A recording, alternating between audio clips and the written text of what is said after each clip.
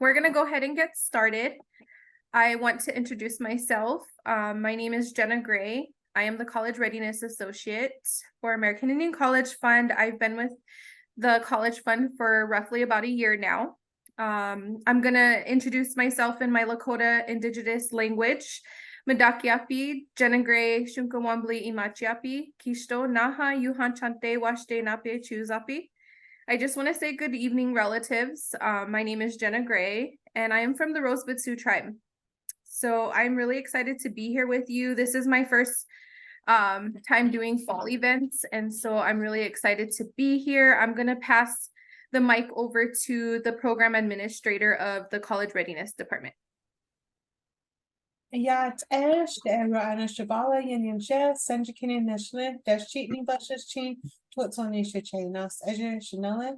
Hello, my name is Rowana Shabala. I am the College Readiness Program Administrator with the College Fund.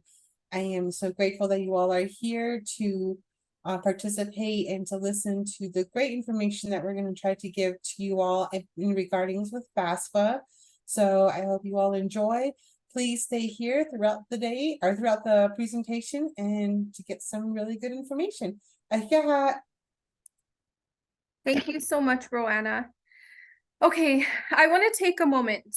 So everybody just follow along with me as we ground ourselves this beautiful Thursday evening. Let us close our eyes. So I would like for everybody to take a moment and close your eyes right now and take a deep breath.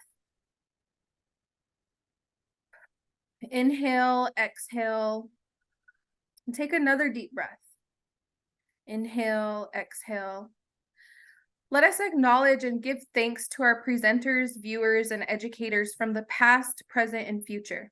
Let us open our minds and our hearts to receiving this knowledge in a good way that will help pave the way to better ourselves and better our communities through higher education. Take one more last deep breath. Inhale, exhale. Okay, everybody, please open your eyes. We are going to kick off our FAFSA webinar. Next slide, please. The College Readiness team wants to provide programming and information using multiple measures of resources to help improve our Native American students' chances of completing a college degree and being successful. Tonight, we have a special guest that is going to give an informative session about the 2024-2025 FAFSA. And so right here is an image and a picture of the American Indian College Fund and our mission. The American Indian College Fund invests in Native students and tribal college universities and education to transform lives and communities.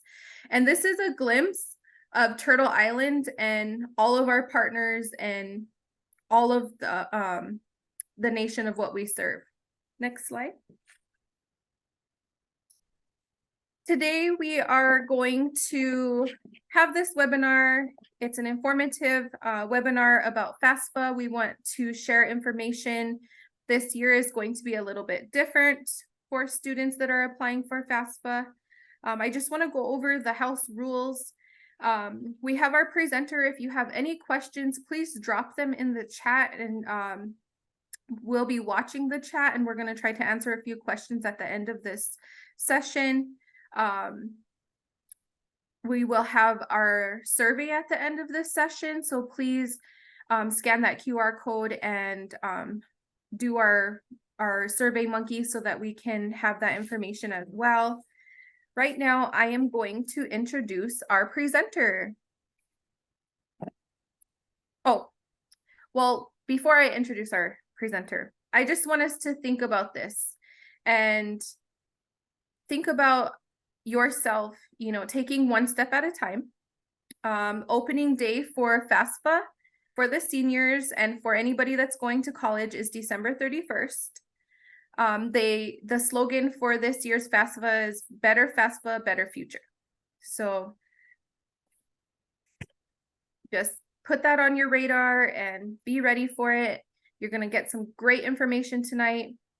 I want to give a warm welcome to Carolyn Plumage. She resides on the Fort Belknap Indian Reservation and is an enrolled member of the Aani tribe. In 1997, she attended the Anani Nakota College, where she received her Associates of Science degree in business. She then transferred to the University of Montana in Missoula, where she earned her Bachelor of Science degree in Business Administration Management. Most of her experience is working in accounting and various companies and corporations, including Youth Dynamics, Yellowstone County Justice Court, and Beartooth Harley-Davidson. Carolyn has been employed at ANC for the last year, working diligently to learn all about financial aid. And her favorite part about her job is helping students. So let's give a warm welcome to Carolyn. Thank you.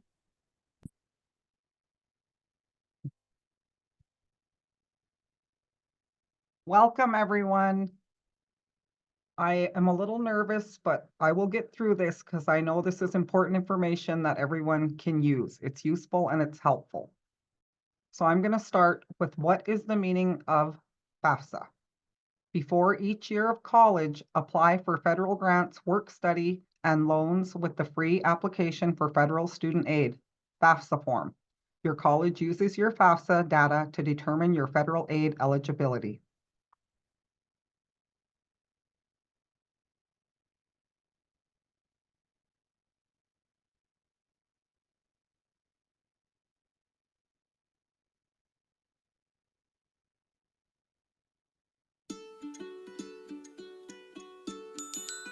Hi, I'm Taylor, a college counselor here to answer your questions and help you on your financial aid journey. Wondering what FAFSA is and why it's important? The free application for federal student aid, known as the FAFSA form, is the application that students complete each year to receive student aid for college or career school. It's important that you fill out the FAFSA form too if you want to receive financial aid. The FAFSA form has a series of questions for you to answer, and it takes most people less than an hour to complete the form. The information you provide will be used to determine your eligibility for federal student aid, and many states will use your information to determine eligibility for state financial aid. This financial aid may include grants, scholarships, work-study funds, and student loans. When you complete the FAFSA form online, you can pick up to 20 schools to receive your information. Those schools will use the information to calculate how much student aid to offer you. Each school will send you an aid offer that details the types and amounts of aid available to you. Financial aid can help you and your family afford college or career school. Submit your FAFSA form to access the largest source of financial aid, federal student aid, as well as financial aid from your school and state. Make sure that you complete the form for every year you plan to attend school. You should submit it as early as possible on or after the day the form launches to meet state, school, and federal deadlines, and to be eligible for as much aid as possible. If you have more questions about the FAFSA process, visit studentaid.gov. Next slide. Why is FAFSA important? It's the gateway to more than $150 billion in college grants, work-study funds, and federal student loans, as well as certain state-based aid. Most students receive some type of financial aid, so you should fill out the FAFSA application even if you do not think you qualify. Next slide. Do you have to pay back FAFSA? The type of aid you receive after filling out the FAFSA determines if you need to pay it back. Grants, scholarships, and work-study money don't need to be repaid, but have finite funding limits. You will need to repay subsidized, unsubsidized, and direct plus loans. Next slide. What happens if you do not use your FAFSA? After all the bills at the school are paid, however, there might be money left over. In that case, your school's financial aid office or your financial aid or your bursar office will refund the money to you in a separate disbursement. The office may send you a check or the money might be deposited into your checking account. So you would look at your school to see which one acts as the bursar Most times it is the business office. Okay, next slide. What is a bursar and their role? Definition: a person who manages the financial affairs of a college or university. Their role: a bursar is a financial administrator within a school or university setting. Their specific role involves managing student billing. Students go to the bursar office to pay bills or to set up a plan to do so. Bursars also advise students of late payments and help them set up payment plans and keep detailed records. Next slide.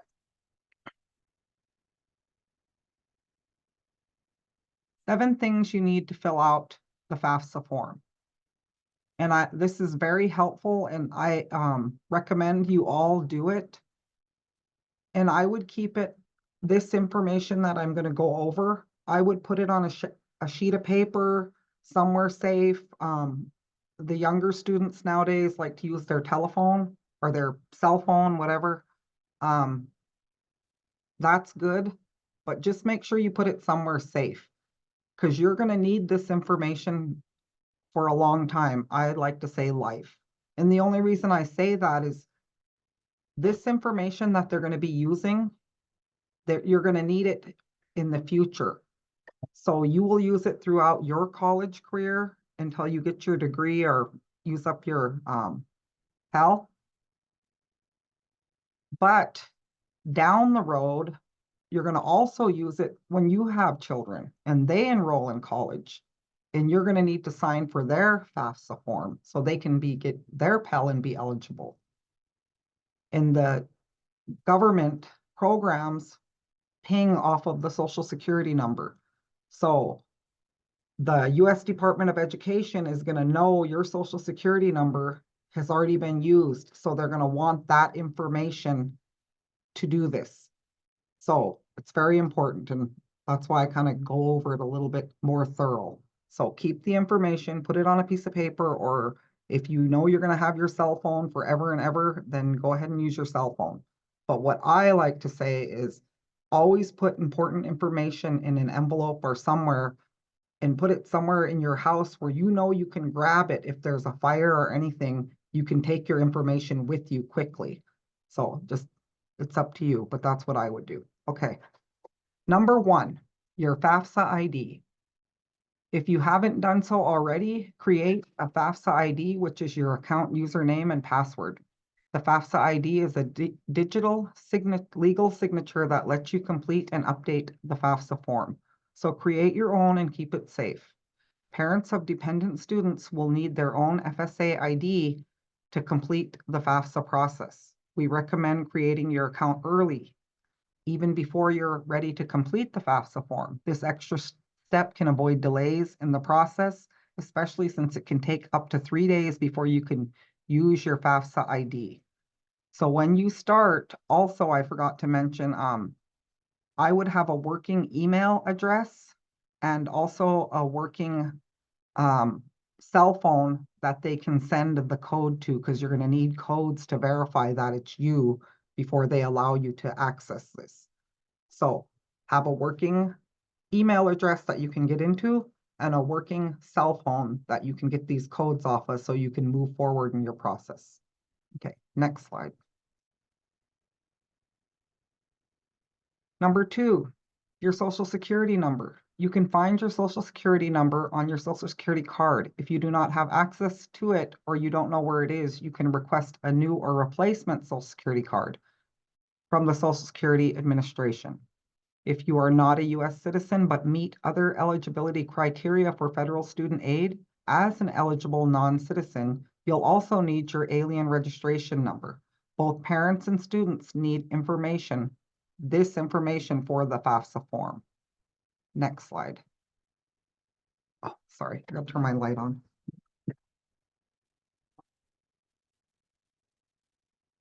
Okay.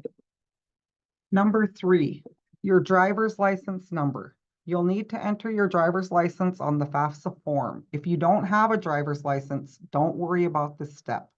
So just keep in mind that if you do have one, have it ready and available to enter. Next slide. Number 4, your federal income tax return. On the 2024-2025 FAFSA form, you will need, let's see, and your parents if you're a dependent student. So you need your stuff and your parents. Only if you're a dependent student, you will report your 2022 income. So dependent students are usually dependent until they're 24 years old. Just a side note, just if you want to write that down. There are other ways that you do not be dependent if you are eligible for that.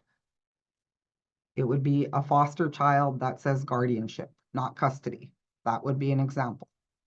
But you will need your parents' information if you are dependent until you're 24. Since you probably filed your 2022 income tax return, by the time the FAFSA form is available, you may be eligible to transfer your tax information into the FAFSA form right away using the IRS data retrieval tool, DRT.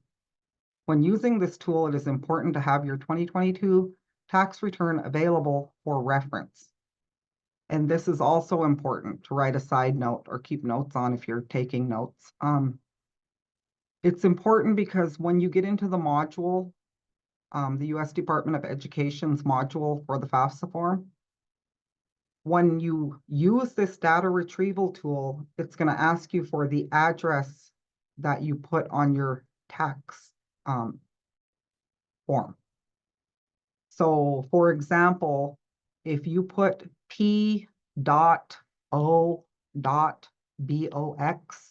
it's going to know that. So you could have put P.O. space B.O.X. It's that picky, it's going to know. So it's better to have your form there so you could see what address you put, because some people use their physical address and they can't remember, oh, did I use my box or did I use my, my home address? So it's just best to always have your tax return there so you can look at it, physically look at it and answer the questions. With that being said, it's better to use the IRS data retrieval tool versus entering it manually by hand. And I say this because in this past year, I've been in my position here for a year, so I've really had to learn a lot. Learning along the way, the first time I did this, I wasn't aware of some of the little hiccups or things that could happen. And this is one of them, verifications. I know students do not appreciate verifications. Some of them find it hard to provide the verifications that the U.S. Department of Education is asking for. So this little pointer is going to help you along the way because it's going to help stop the verifications. There will still be some, but not a lot. So if you use the data retrieval tool, the U.S. Department of Education is going to be satisfied. It's going to, for some reason on their end, if you hand enter it, they're going to ask me for a lot of stuff for you to provide to me physically so I can look at it. And like I'm saying, that's not fun for some people. So just a little word to the wise, I would use the data retrieval tool if you can. If not, hand entering, it's fine. Just be aware that you might be picked for a slew of verifications. Okay, next slide. Number 5, record records of your untaxed income. So this is going to be really important coming into the new year with the launch of the new FAFSA form. They are going to require more information, and it's going to be required, not requested, required for you to go forward and to actually receive your Pell if you're eligible. So just keep that in mind. The FAFSA questions about untaxed income, such as child support, interest income, and veterans non-education benefits may apply to you on the 2024-2025 FAFSA form. You'll report 2022 or calendar year information when asked these questions. Find specific details for your parents' untaxed income and students' untaxed income. So I would like to point out, as I read that, it's important to read instructions, to follow instructions. As I've been helping students this past year, I notice the younger generation is very quick. They're fast and they move fast and they click, click, click, click. And you're like, whoa, whoa, whoa, whoa, slow down, slow down. Did you read that? What did that say? Whoa, whoa, read. And it's already done. And they don't want to go back and do it again. They don't have time. They're busy. So with that being said, again, it's important to read, stop, take time and look at the information that is being asked of you and get that, give them what they want. So when I read this, it says on the 2024-2025 FAFSA form, you'll report 2022 or calendar year information when asked these questions. So that's important. That's telling you what they want. So that doesn't mean, oh, do I go from, let's see, school started in August and it went until May, or, you know, like that. No, no, no. It's asking you for calendar year information. So that's January 1st to December 31st. So just an example, because I'm finding we're having to do more work to get the Pels to go through when the information is not entered correctly. And another thing I found on this is when students ask me, did you receive my PAL? And I'm like, no, I'll look at it and I don't see it. And I log in again into my system where I can look at their information that has been provided.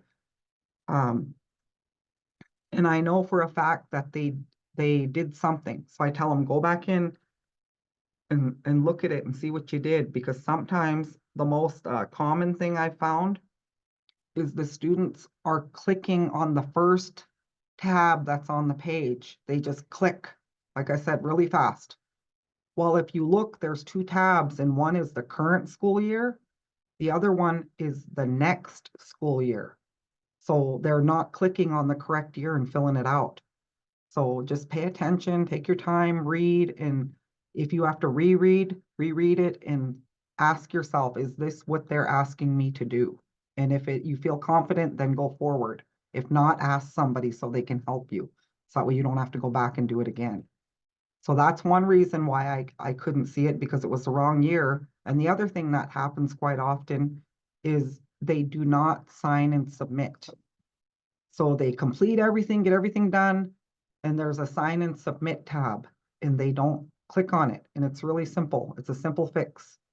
If it says print this page, then take a minute and print that page out, because that's going to help you. It's going to benefit you. Everything you're doing is for you. So do the best job you can for yourself.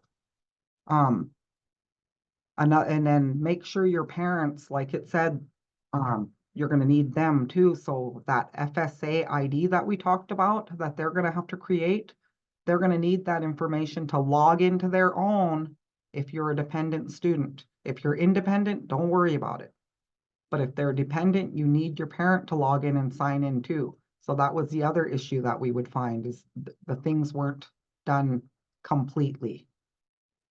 Okay, next slide. Number 6, records of your assets, money. This section includes savings and checking account balances, as well as the value of investments, such as stocks, bonds, and real estate, excluding your primary residence. Report the current amounts as of the date you sign the FAFSA form, rather than reporting the 2022 tax year amounts. So report the current amounts as the date you sign the FAFSA form. Just keep that in mind. Okay.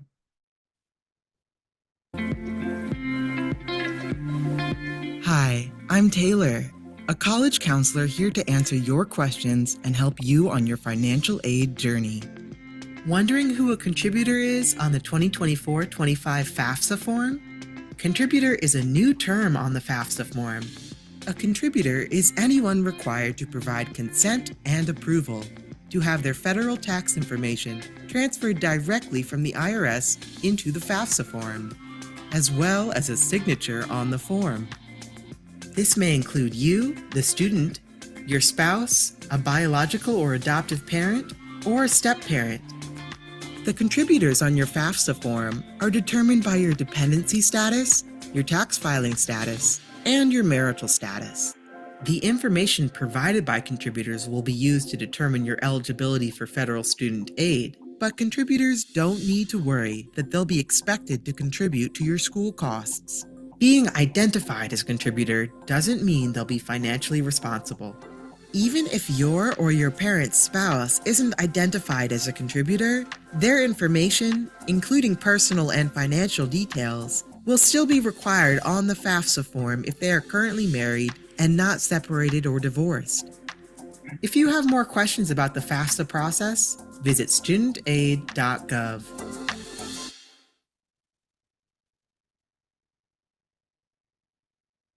Number 7, list the schools you're interested in attending.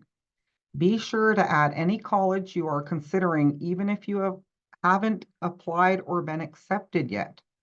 The schools you list on your FAFSA form will automatically receive your FAFSA results electronically. They will use your FAFSA information to determine the types and amounts of financial aid you may receive. You can list up to 10 schools at a time on your FAFSA form. With the new FAFSA form, I guess they're going to allow 20 schools, so that's really good. So if you're undecided, you're unsure, you don't know, list it anyway as a possibility. So that way, when you're ready to go, when you're ready to list, your classes, go enroll, register, all of that, your Pell is in place and they can go ahead and process it. This is another thing I've run into in my year working here.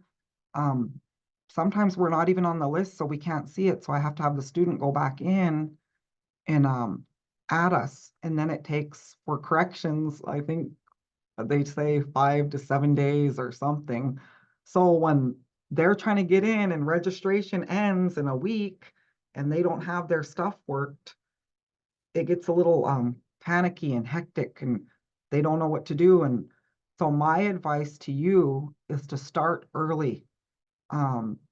Not too early. I wouldn't do it too early because I'm finding this year I had a whole group of January people. I couldn't retrieve their FAFSAs. I don't know why. I had to manually go in and request them. So I had to determine which students applied in January. I don't know what the deal was. I think that's the federal website something. I'm not sure. I never figured that one out yet, but I had to go find all those students. So do it early enough, but I would not do it too early. So I would say a couple months in advance when you know you're going to go to school. I think that would be a good time frame. So that way you have time, if you can't get in or you have to do a correction, it allows you that 3 to 5 days or 3 days, or some say 5 to 7. It all depends on the situation. So I would start early, but not too early. Okay, next slide. This is the new FAFSA form, 2024-2025.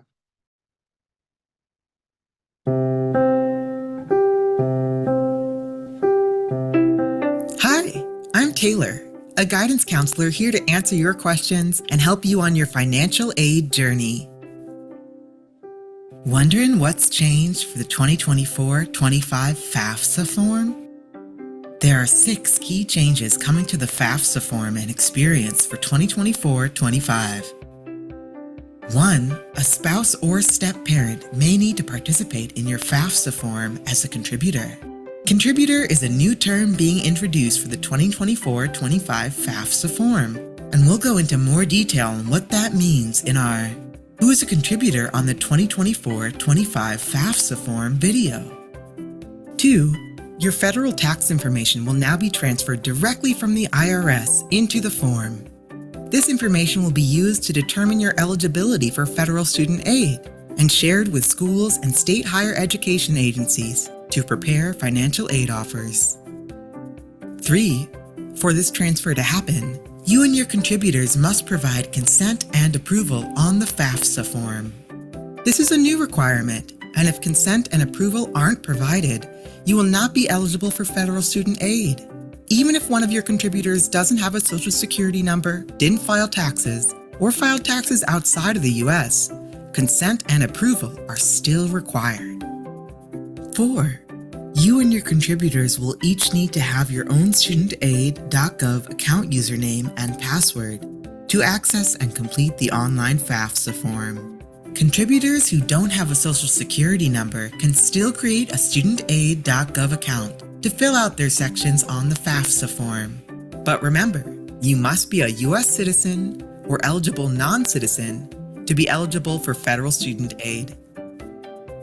5. Once your FAFSA form has been started, you will now be able to view the status, including contributor progress, in your studentaid.gov account. Finally, when you complete the online FAFSA form, your information can now be sent to more schools, with the option to select up to 20 colleges, career schools, or trade schools. If you have more questions about the FAFSA process, visit studentaid.gov.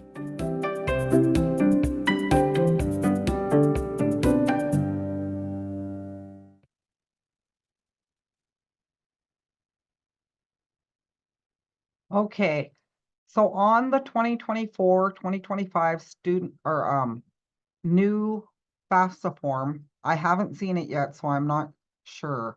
It doesn't launch until December 31st. But there is going to be this change, and it's important because a lot of people look for their EFC. The EFC is now going away. It is going to be the Student Aid Index, SAI. So now you will look for SAI. Estimated Financial Assistance, EFA, will change to Other Financial Assistance, OFA. And Expected Family Contribution, EFC, will change to Student Aid Index, SAI. And the formula they use for that, the equation is cost of attendance minus student aid index minus other financial assistance, and that will equal your need. Other financial assistance can be scholarships, student waivers, things along that nature. That will be part of your need. So just keep in mind, no more EFC. Now we're going to use SAI, and that's one of the big changes. So that's why I put this slide up. Okay, next slide.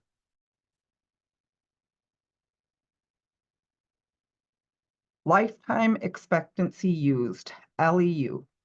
I did not know what LEU was when I was going to school. I didn't even know it existed until I started working this position. And LEU is very important.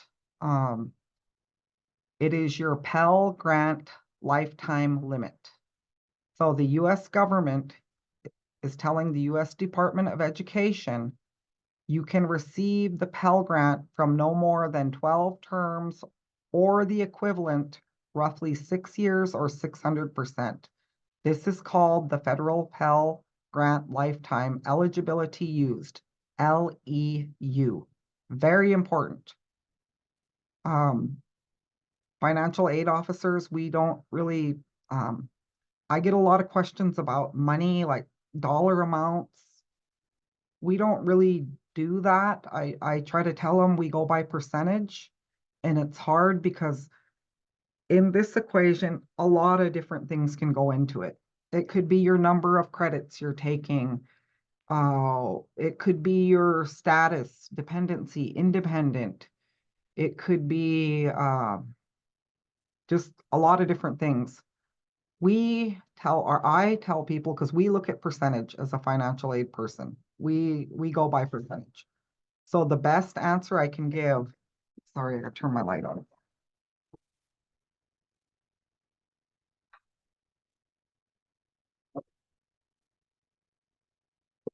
So I would say about 50% per semester. That's what we go off of. We go off of semesters here. So that's my best answer. So the government does allow for things to happen, life to happen. You may have to take a semester off. You may have used your Pell, but you totally bombed. You had things going on. You weren't able to pass. And so it allows that time frame so you can still get your degree.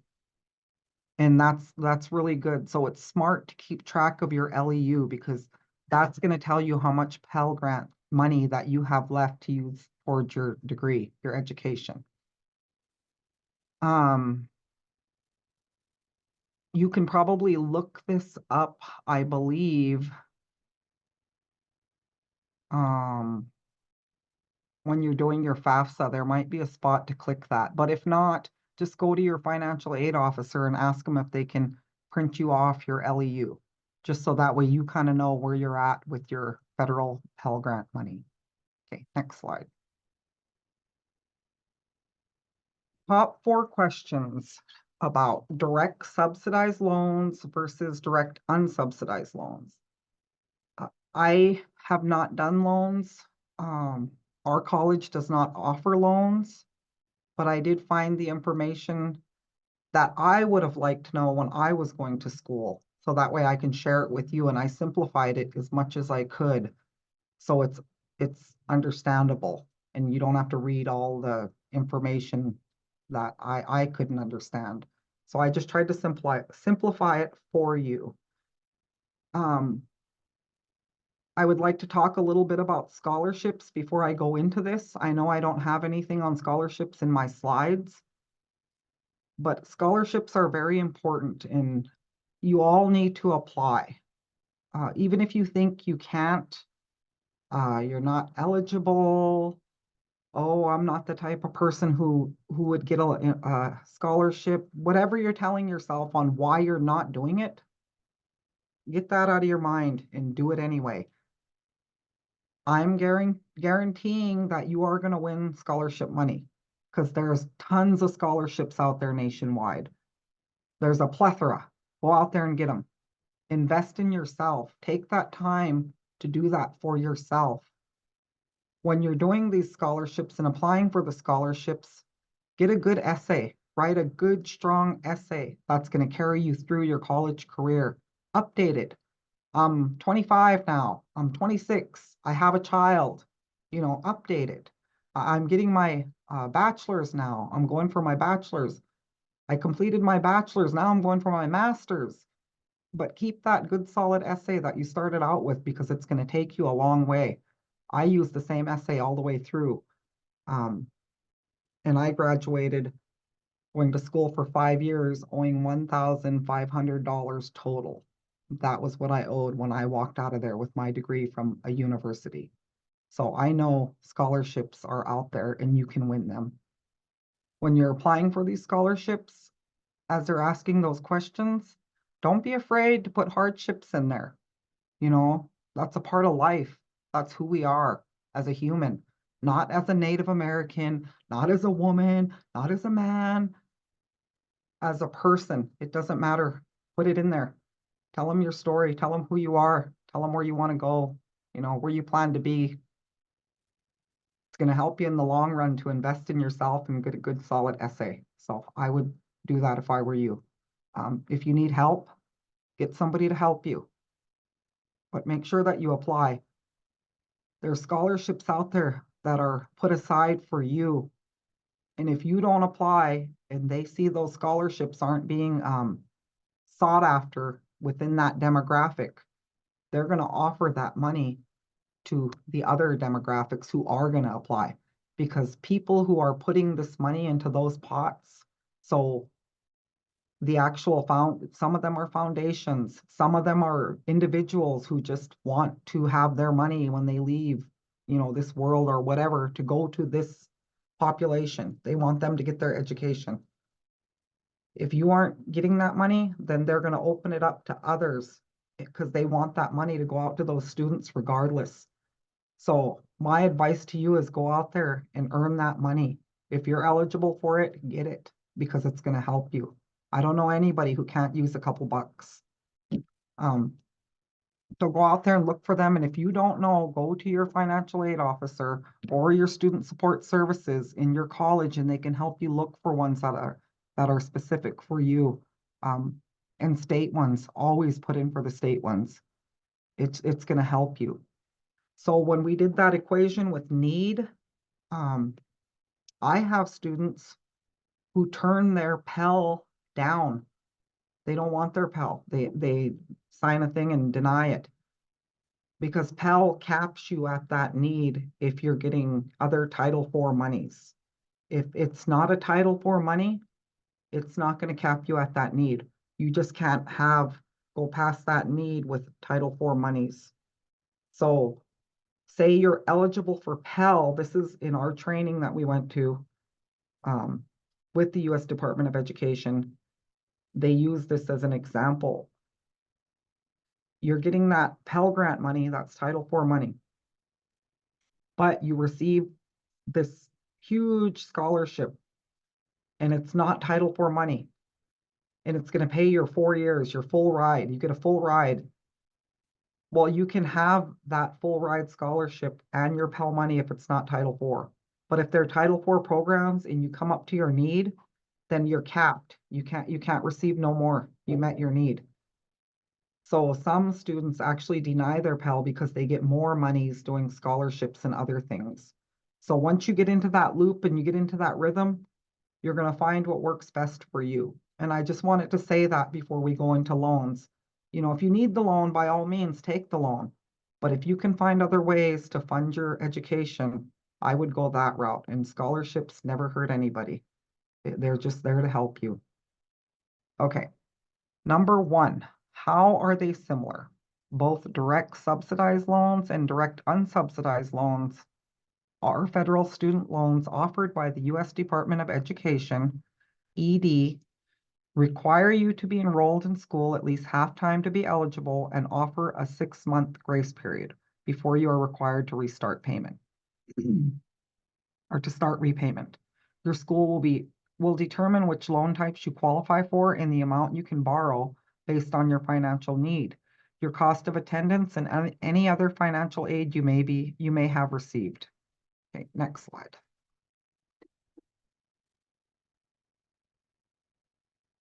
Two, how are they different? The major difference between subsidized and unsubsidized student loans had to do with interest. Direct subsidized loans, you won't be charged interest while you're enrolled in school or during your 6 months grace period. Direct unsubsidized loans, interest starts accumulating from the date your first loan disbursement when you receive the funds from your school. Next slide.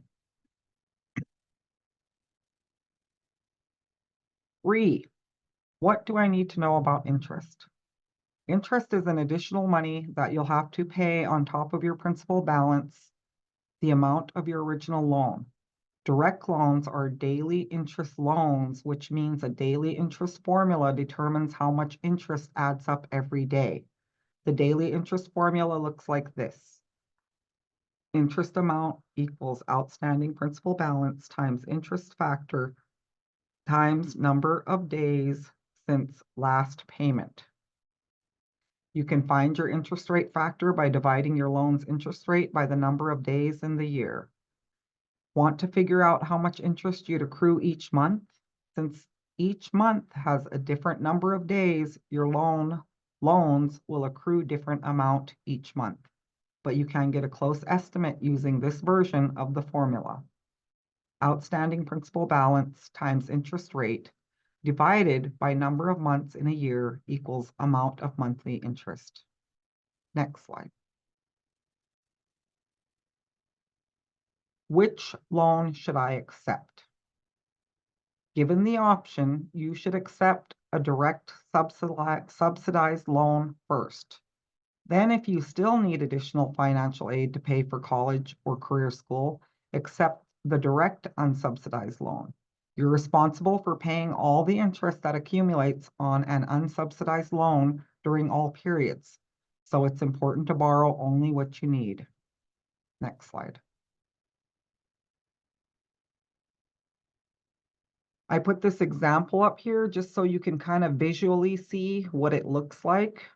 With a direct unsubsidized loan of $19,000, your principal is $19,000 and your interest is zero after 4 years of school. On the other side, we have the direct unsubsidized loan, $8,000. So your principal is $8,000. However, your interest is $1,069. So that's a basic example of direct subsidized loan and direct unsubsidized loan. That was just so you kind of get an idea in your head, the difference between the two. Okay, next slide.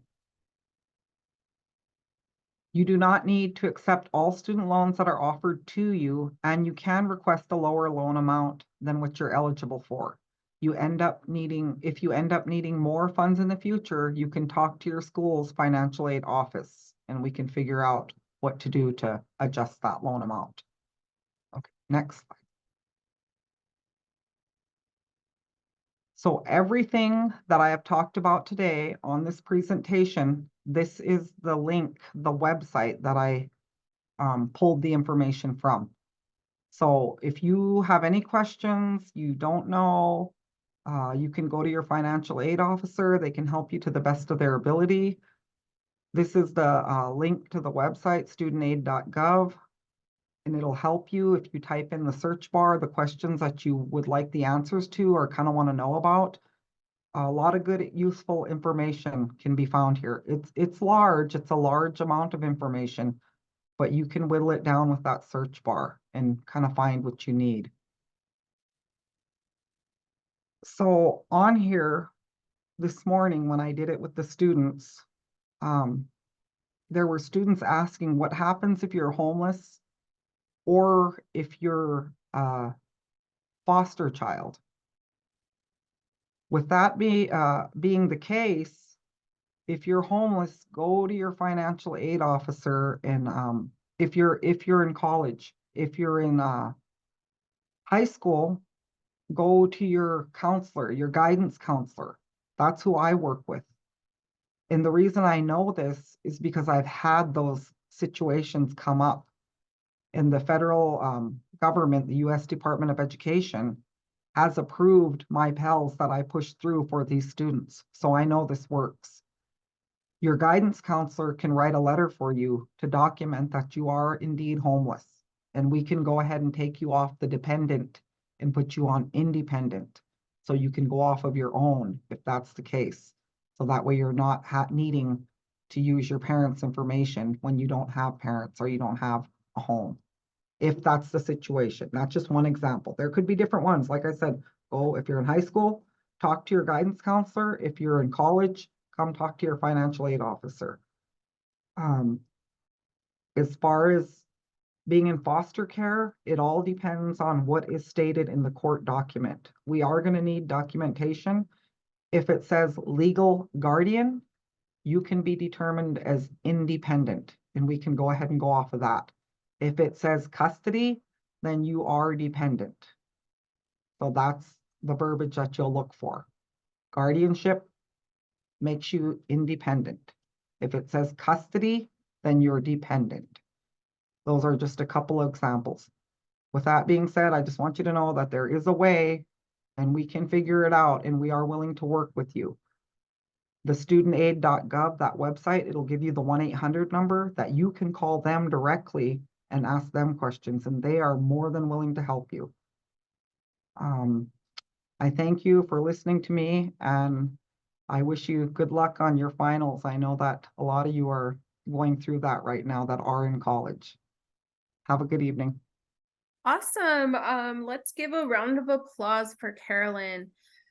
We also would like to answer a few questions. We have a few minutes left. Carolyn, it looks like if we go up into the chat, so let's go up to the very top. A good question that was asked was, can they request the ID number now, or do they have to wait till December 31st? You can request an ID number now. I would do it now if I were you, just to make sure it's up and running and you're able to use it. Okay. And then another question was, like, let's say a student lives with their parent, but they're claimed by somebody else. Are they still going to need those tax documents and information? Not the parent, the person. So the way I tell my students is think of social security number. Always think of that because the federal government is going to ping off of your social security number. So if you were claimed on somebody's taxes with your social security number, they're going to know that. So whoever claimed you on their taxes is whose information, you know how they say contributor?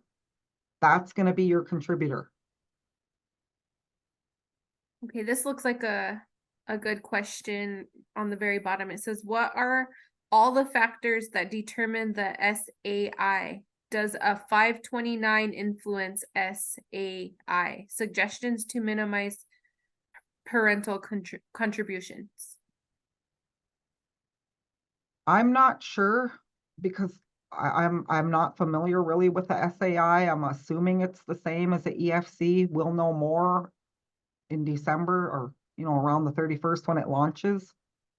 But that might be a good question for the 1-800 number. And I actually do have that. If you want to get a pen. You can read it off to me and Okay. I will drop Okay. it in the chat. Okay. It is 800-433-3243. And that's for students and parents. You can use that number, call them, they will help you. And each individual is different, so that is a kind of a hard question. I would need to know more information. Okay. Thank you so much for answering all of those questions. We dropped some links in the chat. I know that Carolyn has brought up scholarships. Our American Indian College Fund scholarship is opening on February 2nd for the 2024 year. So please be on the lookout for that. Get your information ready. I dropped our link in the chat so you can go to our website.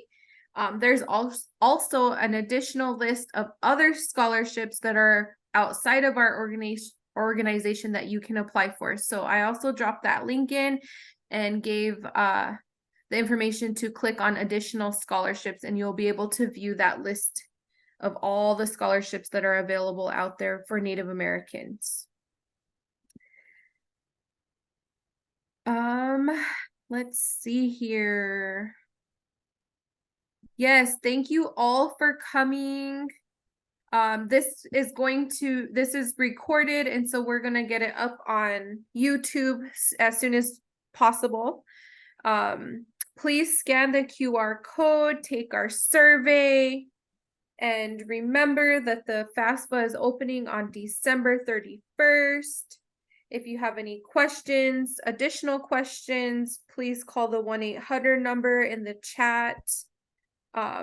These financial aid officers are available to you to help answer those questions and help in any way as possible.